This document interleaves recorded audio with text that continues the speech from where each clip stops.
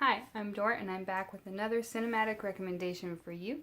I want to thank everyone who's joined me thus far on this cinematic journey, and I love your feedback. So please let me know. Did you watch the movie? Have you already seen the movie?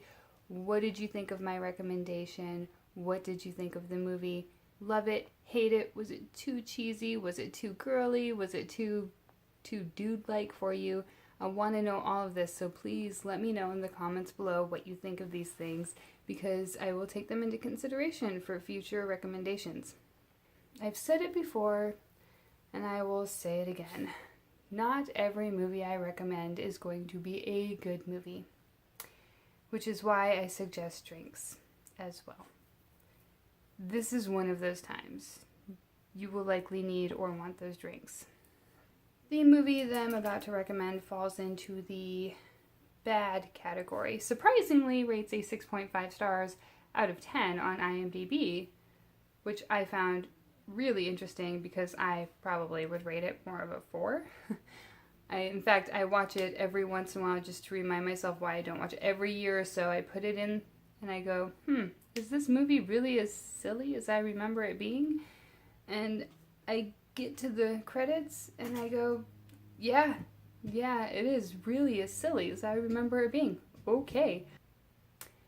Having said that, the recommendation for today is 1985's Hardcore Fantasy Legend. And the drink that I have chosen to go with this is the Dirty Shirley, because that's what happens when you lose your innocence, and that is kind of the underlying theme of this movie. So, the Dirty Shirley, or as Lorelai Gilmore refers to it as the Shirley Temple Black, is comprised of just a few ingredients. We have grenadine, 7-Up, and, vodka. Now, the last one that I made, I used amaretto, and that works just fine. It's just way sweeter. But here's the innocent Shirley Temple. Just add a little bit of vodka. Doesn't really matter what kind. In my opinion, if you're using it for a cocktail, who cares what kind of vodka it is? That's just my opinion. I don't know. There's a lot of people out there who will tell me I'm very wrong in this. Alright. And now it's dirty. Mix that in. Ooh. Vodka. Yes. That's what that was. And cheers. Here's hoping that you can get through yet another movie with me. So now about this 1985 not so classic, but I'm sure it has a hardcore cult following. The director was Ridley Scott. The writer was William, I'm gonna slaughter this and I am so sorry, Hjortsberg? Hjorts? Whoa! My dog. Starring Tom Cruise, Mia Sara, and the impeccable Tim Curry. So I tried to find a picture that everyone would know of Tim Curry, but unless you're a really, really big Home Alone fan, you probably don't know who he is no matter what picture I find, which makes me really, really sad. So this is what I have for you. So the basic plot is our friend Jack here, supposedly immortal. I don't know. I kind of feel like he belongs in a class of wood nymph. Not really sure, because he can communicate with all the animals, etc., etc. And he teaches young Princess Lily here to communicate with animals too. But I gather she's probably not that good at it, because she doesn't live in the forest the way he lives in the forest. I don't know. Anyways, he's head over heels in love with her. So, he takes Lily to go see the unicorns.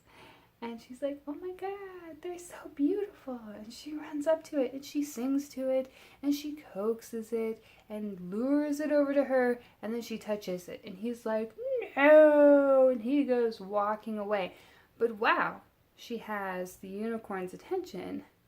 A goblin, using a blow dart, poisons the unicorn and takes his horn for the Lord of Darkness. He is the Lord of Darkness, otherwise just known as Darkness. It is an extremely, there's nothing just the most obvious light versus dark you'll ever see. Like, there's no... It's quite literal in the translation of light versus dark. And the whole time, Jack here and his fairy friends are trying to get the unicorn horn back because the world goes into not perpetual darkness, but perpetual winter. Because Lord Darkness actually wants to take over the mortal world. And in order to do so, he needs the horns of the 2 remaining unicorns. Unfortunately, he only has 1, so his plan is only just kind of half-assed at this point. So our hero here has been selected by the fairies as, good enough. You'll make a fine champion, I guess. And he is going after those unicorn horns to save their world as they know it. Every time I do watch it, even though I don't watch it very often, and every time I do watch it, I go, wow, this is just as cheesy as I remember it being. I'm always very impressed with the costumes and the makeup. I mean, I'm always a little weirded out because everyone's either really glittery or really damp, which I don't quite get because the other fairy folk don't get as damp as the mortal Jack here gets. But I will say this, Tommy, what really works for you? Like, I swear, every time the scene comes up where he comes out of the water and he's all wet and glistening, I'm like, yes, this makes it all worth it right here. So I will say that, which is funny that I say that because I'm not really a huge Tom Cruise fan. I don't know, I think he's okay. I've seen a lot of his movies, but a lot of that was, I'm a film buff and I probably should have seen this movie type of viewing. Anyways, so it's a very weird movie, but I recommend you see it just once, if only to get ideas for cosplay. Like I said, the makeup in it is really spectacular. Tim Curry is not a tall man. He's 5'9". Like, I'm 5'8", so he's not much taller than me, but they make him look, they make him look way larger than life. When you watch the movie, he's very imposing, very, very big in stature, and that is really cool. There's some neat camera tricks there. So if you're into the hardcore 80s fantasy, this is a good movie for you, and I think you'd really enjoy it. If you're not, I suggest watching it just once, just because it's so weird, because it is really silly, and I don't know. Again, I only watch it every so often, and it always just kind of reminds me why I don't watch. And plus, who doesn't want to see Tom Cruise? Look at, I can definitely see the appeal of Tom Cruise, and I can definitely see how he made it so big, so young, and how his career has continued today. I personally like him more as a character actor than anything else, but every look in this movie is just... a little derpy. It's a little funny. He's just like,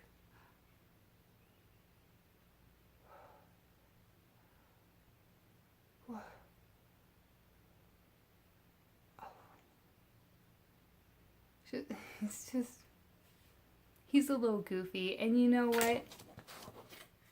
She's kind of a shit too. But man, I do wish I could wear her dress. That is for sure. So with that, I give you my recommendation for 1985 Ridley Scott's Legend. Again, it is...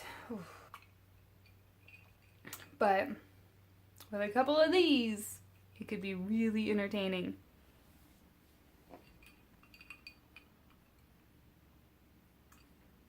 Having said that, if you have any movie or drink recommendations for me, I would love to try them. So please leave those along with any moans, groans, whines, or complaints in the comment section below.